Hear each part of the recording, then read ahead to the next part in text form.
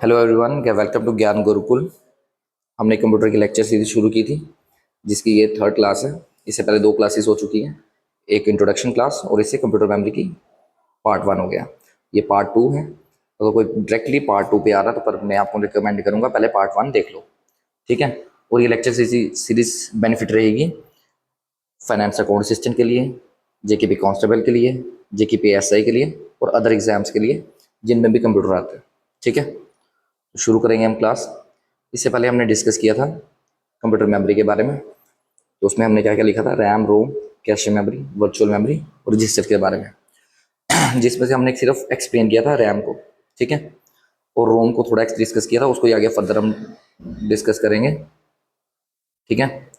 शुरू हम करेंगे बायोस से ही शुरू करते हैं, उसको फिर आगे एक्सटेंड कर लेंगे। तो मैंने बायोस के बारे में आपको बताया था कि बायोस क्या है, एक bit security input output system है। और बायोस क्या है, जो फर्स्ट प्रोग्राम है जो एक्टिवेट होता है at the time of booting. मतलब जैसे ही कंप्यूटर स्टार्ट होता है तो सबसे पहले जो प्रोग्राम एक्टिवेट होता है उसको बोलते हैं बायोस, ठीक है। उसके बाद बायोस को स्टार्टअप प्रोग्राम बोलते हैं। और बायोस क्या करता है, हमारा सिस्टम क्लॉक को मेंटेन करता है।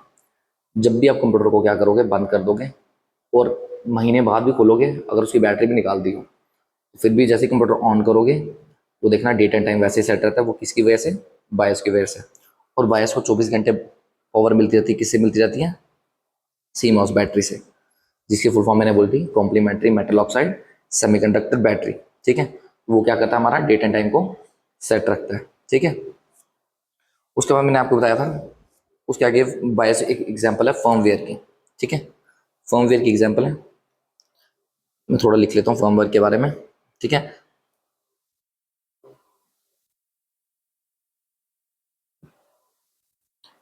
फर्मवेयर क्या होता है, a programme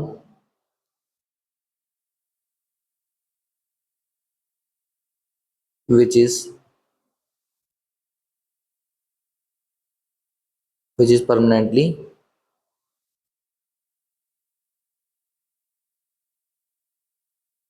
implement on memory. ऐसा प्रोग्राम जो परमानेंटली किसी मेमोरी के ऊपर इम्प्लीमेंट या परमानेंटली अटैच हो जाए, उसको बोलते हैं, वो आगे एग्जांपल आपकी फर्मवेयर की। तो फर्मवेयर में जैसे रोम के ऊपर क्या है, परमानेंटली आपका बायोस चिपका हुआ है, तो ये क्या है एग्जांपल इसकी, फर्मवेयर की, ठीक है। हम आगे पढ़ते हैं रोम को, या रोम की एक्सटेंशंस को पढ़ते हैं आगे, ठीक है।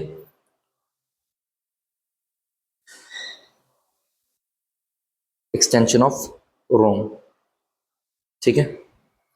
तो सबसे पहले हम लिखेंगे पी रोम के बारे में पढ़ेंगे, ठीक है। देखो रोम तो मैंने आपको बताया था रोम क्या होती है। रोम की प्रॉपर्टी क्या है, रोम राइट वंस रीड मैनी, कि एक बार लिख दिया तो जितनी मर्जी बार पढ़ो। फिर उसकी आगे एक्सटेंशन बनाएगी जिसको बोलते हैं पी रोम। पी रोम की फुल फॉर्म क्या है, प्रोग्राम मेबल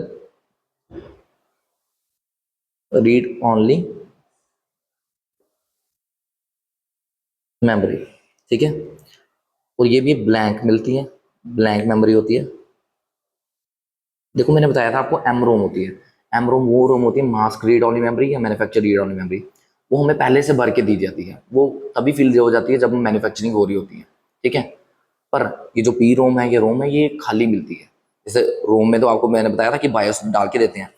अब पी रोम जब उसकी एक्सटेंशन दी हुई है तो वो क्या है, वो एक ब्लैंक दी होती है, आप उसको फिल कर सकते हो। बट प्रॉब्लम यही आई थी कि वो नॉन इरेजेबल है, ठीक है। नॉन इरेजेबल मेमोरी, ठीक है। नॉन इरेजेबल मतलब इसमें आप डाटा डाल दिया, उसको आप इरेज ही नहीं कर सकते, ठीक है। बस उसको यूज कर सकते हैं बार बार, पर आप उसको इरेज नहीं कर सकते, ठीक है। उसके बाद आ गया आपका ईपी रोम, ठीक है, जिसकी फुल फॉर्म क्या है, erasable programmable read only memory. ये भी आपको ब्लैंक ही मिलेगी, ठीक है। ये भी एक ब्लैंक मेमोरी है, पर ये इरेजेबल है। जैसे पी रोम इरेजेबल नहीं है, पर ये इरेजेबल है, इरेजेबल मेमोरी। और इरेज कैसे करते हैं इसको? यूवी रेडिएशन से। UV radiation is used to erase data. ठीक है, फिर क्या हुआ? अब क्या हो रहा था, प्रॉब्लम क्या आ रही थी? देखो, रोम जब आपके पास, अभी आपके कंप्यूटर के लैपटॉप में रोम लगी तो उसमें वायरस भर के दिया होता है, पर जब उसकी एक्सटेंशन नहीं है वो ब्लैंक के लिए बनाई थी कि आप उसको कुछ यूज़ कर पाओ। जैसे पी रोम बनाई थी तो वो ब्लैंक मेमोरी बनाई थी, ब्लैंक थी, उसमें आपको डाटा फिल कर सकते थे। पर उस प्रॉब्लम क्या थी, डाटा डाल दिया उसको इरेज मिटा नहीं पा रहे थे। फिर एक और अपग्रेडेशन आई और ईपी रोम बनाई, उसको मिटा सकते थे, पर मिटाते कैसे थे? यूवी रेडिएशन से। तो यूवी रेडिएशन से प्रॉब्लम क्या आ रही थी? जो नहीं भी मिटाना था वो भी मिट रहा था। लाइट को, अब यूवी रेडिएशन कोई मारेगा, कोई पर्टिकुलर जगह पे तो नहीं बजेगी, आगे पीछे बजाएगी, डाटा मिट जाता था। तो क्या हो रहा था कि सारा डाटा मिटाना पड़ता था, कि हम ऐसा नहीं कर सकते थे कि चार चीजें छोड़ के बाकी चीजें मिटा देते हैं, या भरो भर के या पूरा खाली करना पड़ रहा था। ठीक है, ऐसा नहीं था सिलेक्टिवली हम डिलीट कर सकते थे। फिर और आगे अपग्रेडेशन लाई, फिर हमने लाई डबल ईपी रोम। इसकी फुल फॉर्म क्या थी?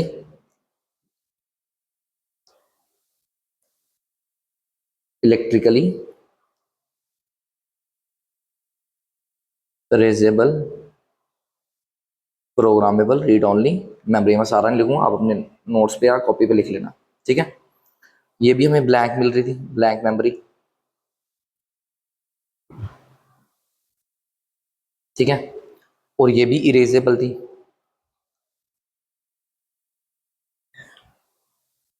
ठीक है, पर ये इरेज कैसे होती थी? इलेक्ट्रिसिटी से।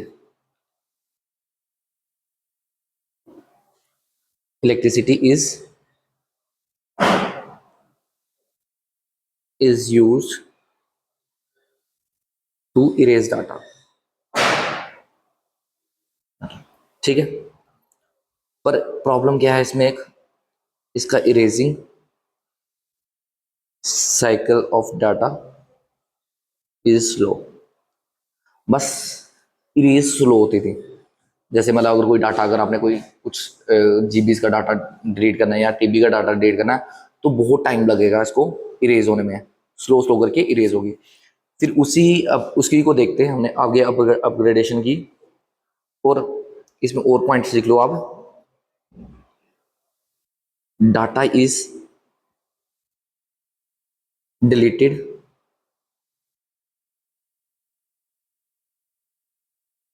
Bite wise. ठीक है, बाइट वाइज। अब पहले बताओ, एक बाइट में कितने बिट होते हैं? कितने बिट होते हैं? 8 बिट होते हैं। और एक बिट क्या हुआ? एक सेकेंड, बिट क्या होता है? या जीरो होता है या वन होता है, इनका ही कॉम्बिनेशन था बिट, है ना? तो 8 बाइट क्या मतलब डाटा कैसे बाइट में डिलीट होता है? एग्जाम्पल मैं आपको बता रहा हूँ। जैसे 1 0 1 0 1 1 0 1, 1 2 3 4 5 6 7 8। ठीक है, जैसे ये हो गया डाटा 1 0 1 1 0 1 1 0 1 0। ये मैं अपने से लिख रहा हूँ, कोई ये कोई एग्जैक्ट नंबर नहीं है, अपने से लिख रहा हूँ। देखो, एक बाइट में 8 बिट होते हैं, तो मुझे 8 बिट लिखने हैं, वो 0 1 का कॉम्बिनेशन होता है, क्योंकि बिट क्या है, या जीरो होगा या वन होगा। जीरो को भी 1 बिट लिखते हैं और वन को भी 1 बिट लिखते हैं। ठीक है, तो मैंने कहा कॉम्बिनेशन में, तो अभी डिलीट कैसे होगा? Bit bit wise, byte byte wise, ऐसे ऐसे करके डिलीट करेगा। तो कितना टाइम लग जाएगा? ठीक है, तभी इसी इसी को थोड़ा अपग्रेड करने के लिए आगे आगे हमने क्या लाया? फ्लैश ईपीरोम। एक सेकेंड, फ्लैश ईरोम और फ्लैश मेमोरी। ठीक है, जिसका जो कैसी होती है? Same as double EPROM. जैसी डबल ईपीरोम है, सेम वैसी होती है। बस क्या है इसका?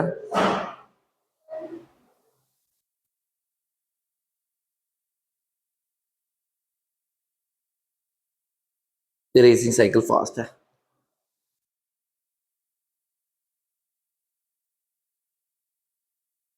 ठीक है, इरेजिंग साइकिल फास्ट है। और इसमें जैसे डाटा डिलीट होता है,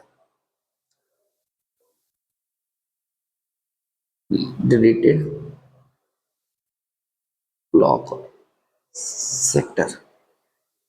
देखो इसमें कैसे डाटा डिलीट करते हैं, या उसका ब्लॉक बना के या सेक्टर बनाते हैं बना के। एग्जाम्पल, जैसे मैंने एक ब्लॉक बना दिया इसका, ठीक है। देखो एक बाइट ये हो गया और एक बाइट ये हो गया, ठीक है। आठ आठ आ गया ना, एक दो तीन चार पाँच छः सात, हाँ आठ आठ आ गया ना। इनका मैंने एक ब्लॉक बना दिया, फिर आगे एक और मैंने ब्लॉक बना दिया, जैसे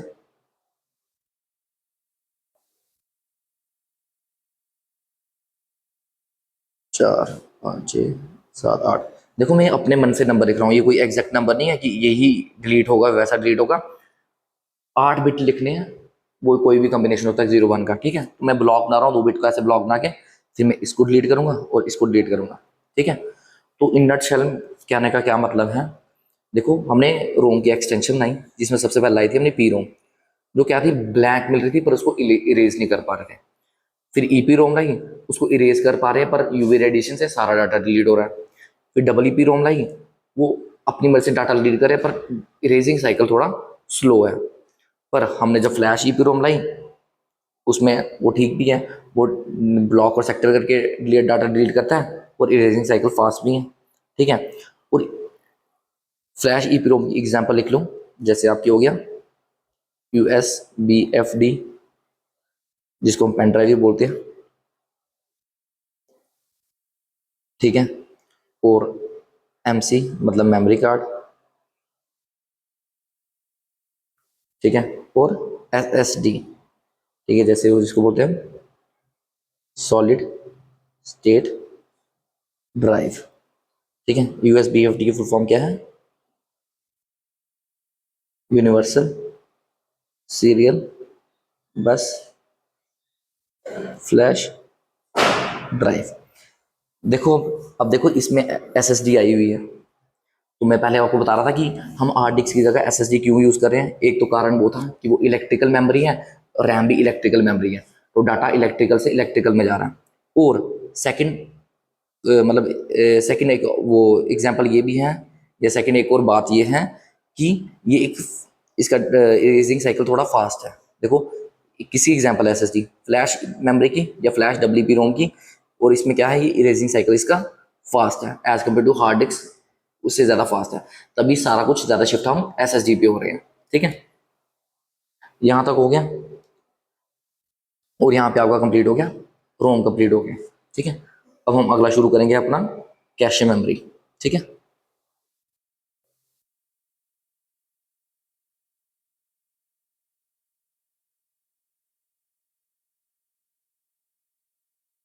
ठीक है,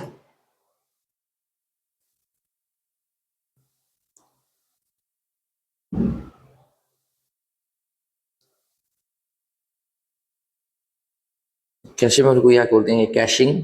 कैशिंग मतलब होर्डिंग।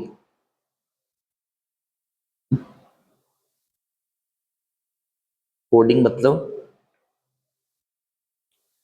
जैसे कैमल नहीं करता कि अगर उसको मालिक उसका पानी वैसे प्रोवाइड नहीं कर रहे हैं तो इंटरनली वो स्टोर करके रखा होता है उसने, तो वो वहां से पानी पी लेता है।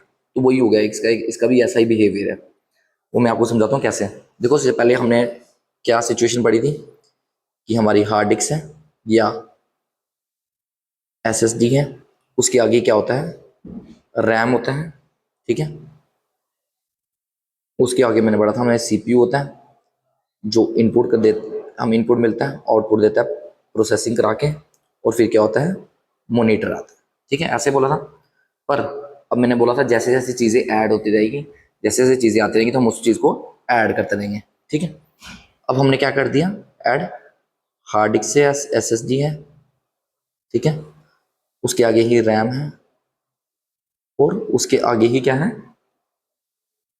कैशे मेमोरी है, ठीक है। और उसके आगे क्या लिखा होता है, CPU आपका, जो इनपुट आता है आउटपुट होता है और प्रोसेसिंग कराता है, और आ गया मॉनिटर आ गया, ठीक है। ऐसे डाटा जाता है, यहाँ से डाटा यहाँ जा रहा है और यहाँ से यहाँ जाएगा, यहाँ से यहाँ जाएगा। अब क्या है, डाटा यहाँ से यहाँ जा रहा है और फिर डायरेक्ट यहाँ जा रहा है और यहाँ जा रहा है। मैं बताता हूँ कैशे मेमोरी का क्या मतलब है, ठीक है। और कैशे मेमोरी को और आगे एक्सप्लेन करना हो, इसको और बांटू में तो ऐसे होती है ये हार्ड डिस्क है, मैं एसएसडी बार बार नहीं लिखूंगा, ठीक है। यहाँ रैम होगी, ठीक है, और फिर आगे यहाँ पे आपकी L3 कैशे, ठीक है, फिर L2 कैशे,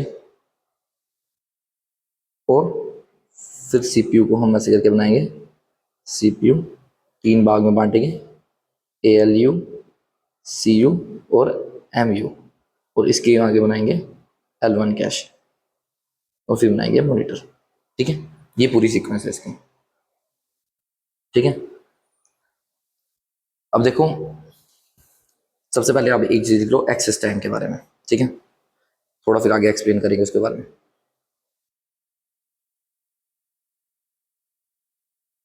ये time taken by memory to label data for CPU, ठीक है। अब देखो कैशे मेमोरी क्या करती है, वो एक डुप्लीकेट वैल्यू होल्ड करती है किसकी, रैम की। जो भी डाटा रैम सीपीयू को भेजता है उसकी एक डुप्लीकेट कॉपी रख लेती है, ठीक है। मैं आपको ये रफली नीचे समझा देता हूँ एक बार, ठीक है। यहाँ समझाते हैं, जैसे यहाँ पे हार्ड डिस्क है, ठीक है, यहाँ से डाटा किसके पास जाएगा, रैम के पास, आगे है कैशे मेमोरी, और आगे क्या है, सीपीयू, और यहाँ पे क्या है, मॉनिटर। अब देखो मैंने क्या किया, यहाँ से भेजा एक मैंने टेलीग्राम को ओपन किया, यहाँ टेलीग्राम का फोल्डर था, मैंने इस पर क्लिक किया, डबल क्लिक किया, वहाँ से टेलीग्राम यहाँ गया 2 सेकंड में, ठीक है। मैं सेकंड, ये चीज़ें नैनो से भी नैनो सेकंड में होता है, मैं सिर्फ एग्जांपल के सेकंड यूज़ कर रहा हूँ, बल्कि सेकंड तो बहुत टाइम होता है, ठीक है। 2 सेकंड में यहाँ से आगे डाटा जाएगा 2 सेकंड में, और फिर यहाँ से आगे जाएगा 2 सेकंड में। ओवरऑल कितना टाइम लगा, 6 सेकंड लगे, ठीक है। ये मैं एग्जाम्पल दे रहा हूँ, नैनो से भी नैनो सेकंड में काम होता है, ठीक है। ये मैंने खोला टेलीग्राम, ठीक है, और इसने क्या किया, कैशे मेमोरी ने उसकी टेलीग्राम की एक कॉपी रख ली अपने पास, ठीक है। जो भी रैम सीपीयू को चीज़ करेगा, टेलीग्राम क्या कहते हैं, कैशे मेमोरी उसकी डुप्लीकेट कॉपी अपने पास रख लेगी। फिर मैंने सेकंड फोल्डर खोला आपका फेसबुक का, ये टेलीग्राम था, ये भी ऐसे ही इधर गया इसके पास, यहाँ से इसके पास, और यहाँ से थोड़ा गलत बन गया, ठीक है, यहाँ से इसके रैम के पास, और रैम से क्या सीपीयू के पास, और ये इधर चला गया, ये भी 2 सेकंड, इसको भी 6 सेकंड लगे, और ये था फेसबुक, ठीक है। फिर मैं व्हाट्सएप वैसे ही खोलूंगा, ऐसे 2-2 सेकंड लेंगे, 6 सेकंड लेंगे। अब मैं वापस टेलीग्राम खोलने जाता हूँ, अब टेलीग्राम मुझे हार्ड डिस्क नहीं देगा ना रैम देगा, अब मैं टेलीग्राम मुझे यहाँ से ही मिल जाएगा 2 सेकंड में, और यहाँ से आगे मॉनिटर को 2 सेकंड में, अब ये 4 सेकंड में होगा। तभी कंप्यूटर में आप कोई भी चीज़ जो पहले से आपने ओपन की हो और दोबारा ओपन करो, वो देखना वो जल्दी खुलती है। देखना कभी आप रियलाइज़ नहीं किया होगा, आप जैसे ही कंप्यूटर में कोई भी चीज़ जो आपने पहले खोली होगी वो दोबारा खोलोगे ना, क्रॉस करके या क्रॉस करके, तो वो जल्दी खुलती है। फर्स्ट टाइम जो भी चीज़ है तो वो टाइम लगती है, क्यों, सेकंड टाइम वो जल्दी क्यों खुली, क्योंकि कैशे मेमोरी में है वो आपकी, और वहीं से डाटा मिल जाता है आपको, हार्ड डिस्क या रैम से डाटा लाना नहीं पड़ता, तो वो जल्दी मिल जाता है, ठीक है। और इससे क्या पता चलता है, और ये चीज़ याद रखना, ये भी आपकी एक वोलाटाइल मेमोरी है, वोलाटाइल मेमोरी है। वोलाटाइल मतलब अगर आप जैसे ही कंप्यूटर बंद करोगे, कैशे मेमोरी पूरी क्लियर हो जाएगी, पूरी की पूरी क्लियर होगी, चाहे जितना मर्जी आपने रैम में डाटा भेजा हो, इसके बाद सीक्वेंस पड़ी हो, पर पूरी की मेमोरी क्लियर हो जाएगी, ठीक है। ये याद रखना, ये भी एक वोलाटाइल मेमोरी है, और रैम भी वोलाटाइल मेमोरी है। वोलाटाइल मेमोरी मतलब पावर गॉन और डेटा लॉस्ट, ठीक है।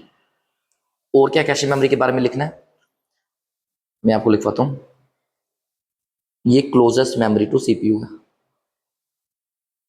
क्लोजेस्ट मेमोरी टू सीपीयू है। देखो एक्सेस टाइम क्या होता है, the time taken by memory to available data for CPU, जो जितना जल्दी डाटा सीपीयू को लाके देगा वो उतना फास्ट, ठीक है। या ऐसे मान लो कि जो जितना सीपीयू के पास वो उतना फास्ट, तो एक्सेस एक्सेस टाइम क्या करता है, ये बताता है कि कोई मेमोरी कितनी तेज है, ठीक है। या ऐसे समझ लो आप कि सीपीयू को जो जितना पास हो गया वो उतनी तेज डाटा ला के देगा, ठीक है। अब देखो सीपीयू के पास कौन है, कैशे मेमोरी है, तो ये फास्टेस्ट हुई, ठीक है, तो ये क्या है, फास्टेस्ट मेमोरी ऑफ कंप्यूटर है। ठीक है, और ये क्या है, द मिडल मेमोरी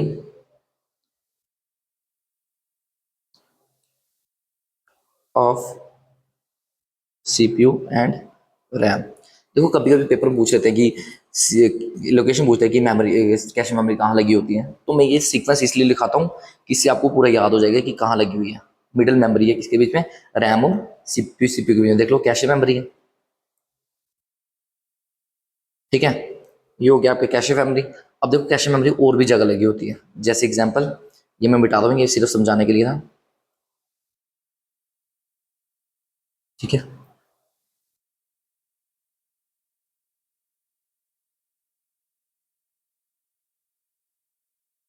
अब कैशे मेमोरी और कहाँ होती है आपकी, कैशे इन स्मार्टफोन।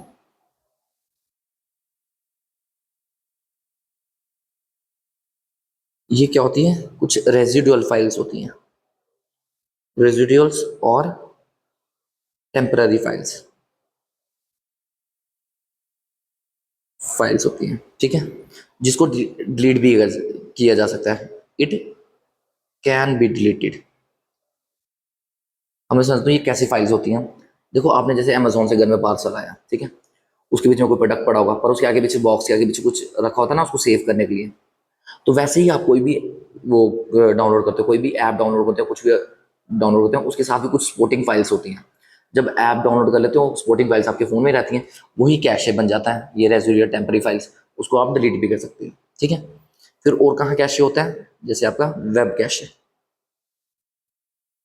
इन वेब ब्राउज़र, उसमें भी आपने कैशे देखा होगा। अब वो क्या करता है वो भी समझ लेते हैं।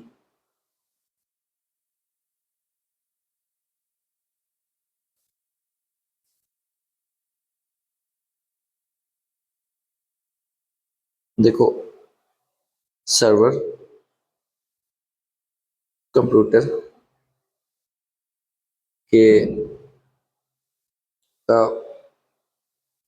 भेजा हुआ रिपीटेड डेटा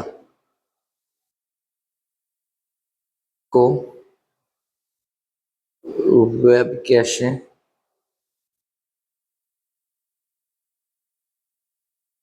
में स्टोर कर दिया जाता है। ठीक है,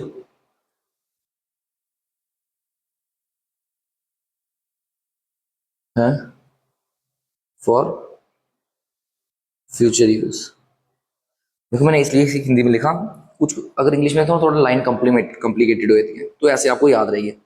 जो भी सर्वर कंप्यूटर से डाटा रिपीटेड डाटा आता है, उसको वेब कैशे में स्टोर कर दिया जाता है फ्यूचर यूज के लिए। एग्जाम्पल, मैं आपको कोई वेबसाइट खोल रहा हूँ, मैं सेंट्रल यूनिवर्सिटी की वेबसाइट खोल रहा हूँ, ठीक है, और मुझे रोज रोज से काम पड़ रहा है, मतलब तो मैं देखना जैसे वो उसका बार बार वो, पहले मुझे फर्स्ट टाइम जब सेंट्रल यूनिवर्सिटी की वेबसाइट खोलनी होगी, मुझे पूरा डालना पड़ेगा www.central.university.in ऐसे करके डालना पड़ेगा। फिर जाके बहुत सारी वेबसाइट आएगी, उनमें से मैं एक चूज करूंगा। पर दो तीन बार भी ऐसे करूंगा ना, तो तीसरी बार मैं सिर्फ सेंटर का सी लिखूंगा ना, वो सामने वहां वहां पे आ जाएगी, मैं क्लिक करूंगा फटाफट उसका वेब पेज खुल जाएगा, डायरेक्ट खुल जाएगा।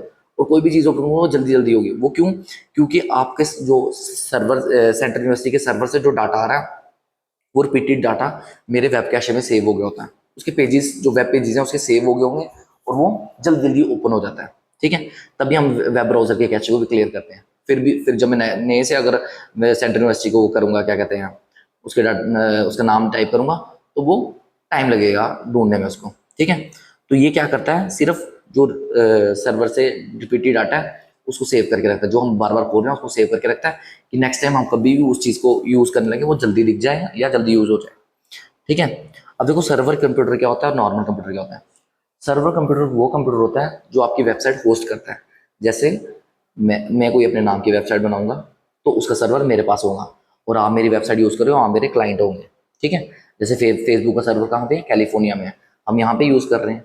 ठीक है, तो उसका सर्वर कंप्यूटर वहाँ पे है। तो अब मैं फेसबुक यूज़ करूंगा, मैं पहले लिखूंगा www.facebook.com, तो बड़ा कुछ आएगा, उनमें से एक क्लिक करूंगा तो ओपन करूंगा।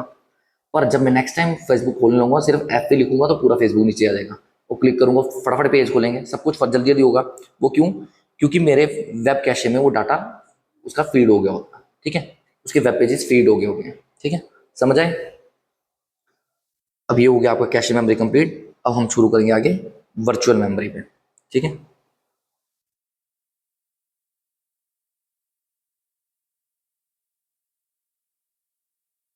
वीएम मतलब virtual memory,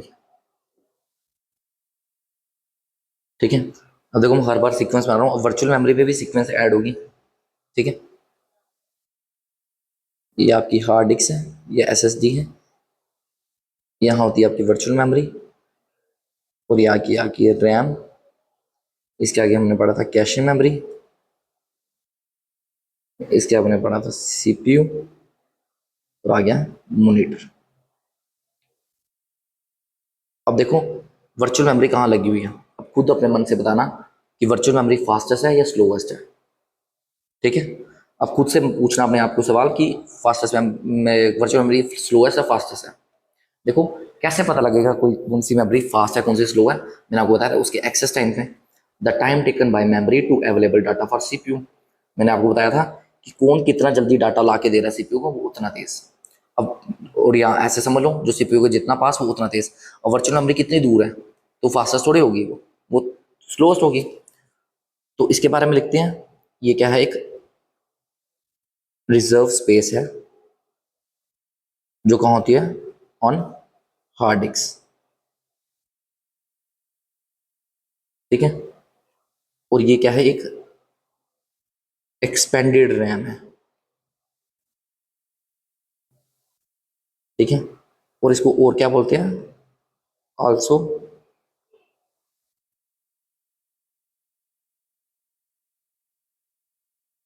known as swapping of memory और पेज प्लेसमेंट ऑफ मेमोरी, ठीक है। अब देखो वर्चुअल मेमोरी क्या है, एक रिजर्व स्पेस है जो कहाँ रखी होती है, आपकी हार्ड डिस्क के अंदर ही होती है। बस इसका काम क्या होता है, अगर आपकी रैम कभी भी फुल हो जाए तो ये दोनों क्या करती हैं, अपनी स्पेस अदला बदली कर देते हैं, ठीक है, अपनी स्पेस अदला बदली कर देते हैं। तो उससे क्या होता है कि जो काम रैम कर रही है वही काम वर्चुअल मेमोरी करने शुरू हो जाती है। तो कभी बोलते हैं ना कि मेरे फ़ोन में 8 GB रैम है, तो बोलता है मेरे लैपटॉप में भी सेम 8 GB है, पर लैपटॉप की रैम और फ़ोन की रैम में फ़र्क होता है। वो कैसे, देखो इसमें वर्चुअल मेमोरी भी है। अगर आप कंप्यूटर के लैपटॉप की अगर 8 GB यूज़ हो जाए, रैम मैंने क्या बोला था क्या होती है, आपको स्क्रीन पे जितना भी डाटा दिख रहा है वो इसी वजह से दिख रहा है, रैम की वजह से दिख रहा है। और रैम अगर जितनी ज़्यादा रैम होगी उससे ये डिसाइड होगा कि आप कितनी चीज़ें खोल पा रहे हो। अगर 8 GB रैम है तो 8 GB का डाटा आप एक साथ खोल सकते हो, ठीक है। तो क्या है कि अगर जितनी रैम लगी है और अगर वो 8 GB का डाटा पूरा हो जाए, उसके बाद क्या आपकी वर्चुअल मेमोरी यूज़ करने लगती है, वो मतलब उसकी जगह वो हेल्प करने लगती है डाटा ओपन करने में, ठीक है। तभी क्या करते, तभी क्या बोलते हैं इसको, स्वैपिंग ऑफ मेमोरी। तो ये करते हैं अपनी जगह स्वैप कर लेते हैं, या इसको बोलते हैं पेज रिप्लेसमेंट ऑफ मेमोरी, ठीक है।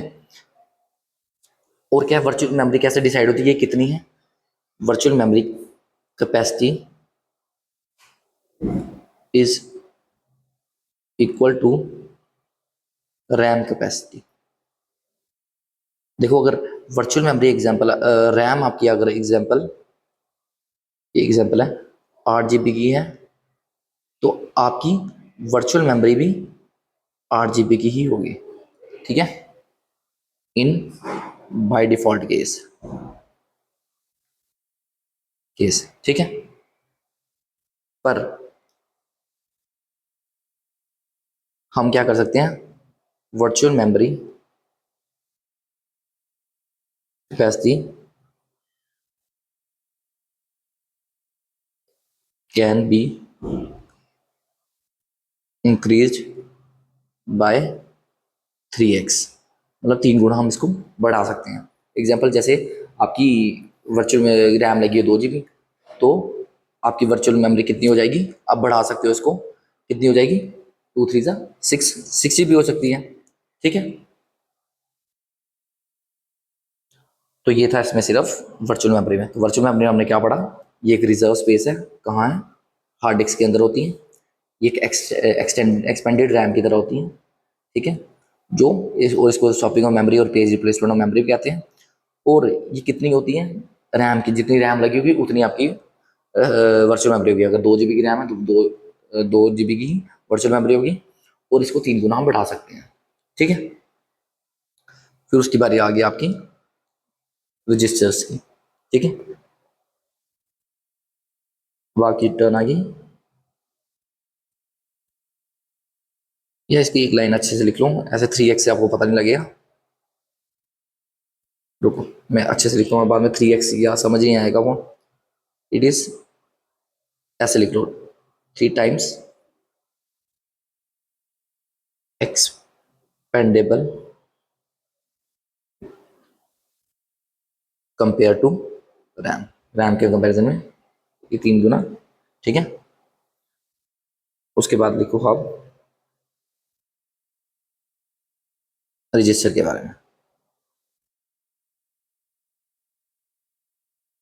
ठीक है, अब देखो सभी का डाटा बना रहे थे, अब रजिस्टर का भी बनाते हैं। जैसे ये हार्ड डिस्क है, ये आपकी वर्चुअल मेमोरी है, वर्चुअल मेमोरी। उसके बाद ये है रैम लगी हुई, यहाँ पे आके आपकी कैशे मेमोरी, और यहाँ पे आ गया आपका सीपीयू। सीपीयू के भी 3 भाग हैं, ALU arithmetic and logical unit, CU control unit, और MU क्या हो गया आपका मेमोरी यूनिट। और यही होते हैं आपके सेट ऑफ रजिस्टर्स। ठीक है, और यहाँ पे आ गया आपका। अब मुझे दोबारा बताओ कि आपके जो रजिस्टर है वो फास्टेस्ट है या स्लोवेस्ट है, ये खुद से बताना है आपने, फास्टेस्ट है या स्लोवेस्ट है। Registers are used to store data inside the CPU. देखो क्या करते हैं, रजिस्टर जो है वो डाटा स्टोर करते हैं सीपीयू के अंदर ही। और एक और लाइन याद रखना, the access time of registers are most minimum.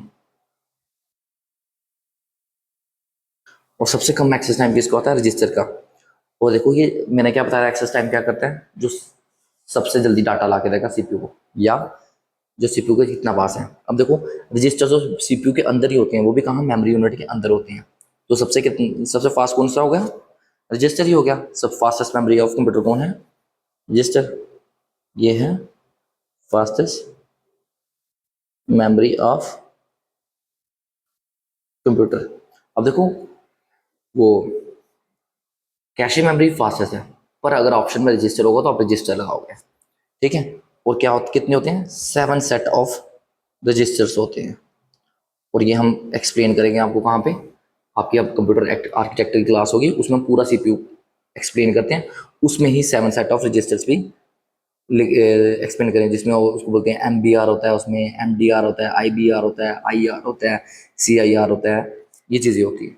ठीक है, तो रजिस्टर में हमने क्या पढ़ा कि ये डाटा स्टोर करते हैं कहाँ पे, सीपीयू के अंदर में ही। और सबसे कम एक्सेस टाइम इसका ही होता है, और ये फास्टेस्ट मेमोरी ऑफ कंप्यूटर होते हैं। ठीक है, अब मैं आपको एक पूरी लिस्ट लिखा के दे देता हूँ, जिसमें सबसे फास्टेस्ट कौन है और सबसे स्लोएस्ट कौन है। ठीक है, तो सबसे ऊपर क्या है आपका फास्टेस्ट, और वो कौन है सबसे, रजिस्टर्स। और ये देखना, ये सीक्वेंस सीपीयू के हिसाब से होगी। देखो फिर उसके बाद मैंने बताया था आपको L1 कैश है, जो सीपीयू के अंदर ही होता है, वो भी अंदर नहीं होता, मतलब बिल्कुल पास होता है उसके। फिर L2 हो गया, फिर L3 कैश हो गया, फिर आ गई SRAM, फिर आ गई DRAM। ठीक है, उसके बाद आएगी रोम, जिसमें आपका WP रोम भी आ गया। और WP रोम में क्या क्या आता है आपका, अभी पढ़ाया मैंने USB FD और मेमोरी कार्ड और SSD। उसके बाद आया आपकी आपकी हार्ड डिस्क। हार्ड डिस्क की भी अंदर टाइप्स होती हैं, नहीं हार्ड डिस्क के अंदर ही आएगा मैग्नेटिक डिस्क।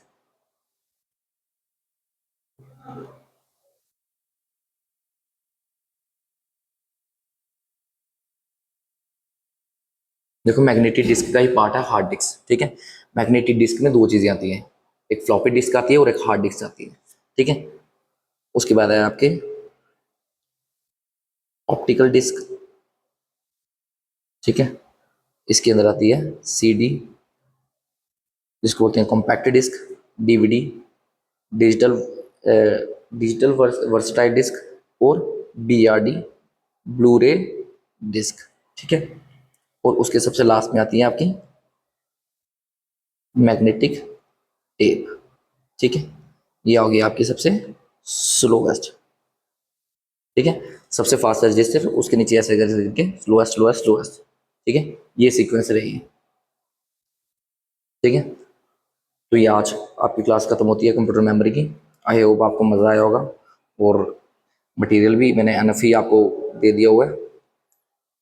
जिस टाइप के एग्जाम आ रहे हैं तो ये मटेरियल मेरे को लगता है बेस्ट है, सारे क्वेश्चन यहाँ से निकल जाएंगे। कंप्यूटर मेमोरी मैंने फुल्ली अच्छे से एक्सप्लेन करके आपको बता दिया हुआ है हर चीज़, और कुछ कुछ चीज़ें हैं जो हम आगे फर्दर मतलब एक्सप्लेन करेंगे, क्योंकि वो यहाँ बताना ठीक नहीं रहेगा। जैसे फर्मवेयर और बायोस और एक्सप्लेन करके जाएगा आपको सॉफ्टवेयर की क्लास में, रजिस्टर आपको आर्किटेक्चर क्लास में और ज़्यादा बताया जाएगा, ठीक है। तो आज की क्लास अब यहाँ ख़त्म करते हैं। थैंक यू हमारे साथ जुड़े रहने के लिए। और अगर आपको अगर और ज़्यादा एक्सप्लेन करके पढ़ना है, या मतलब किसी को लाइव समझ नहीं आता है, वो हमारी ऑफलाइन क्लासेस भी ज्वाइन कर सकता है ज्ञान गुरुकुल, जो अपोजिट साइंस कॉलेज के सामने है, ठीक है। इसकी PDF आपको हमारी ऐप से मिल जाएगी, ज्ञान गुरुकुल की ऐप से। तो थैंक यू।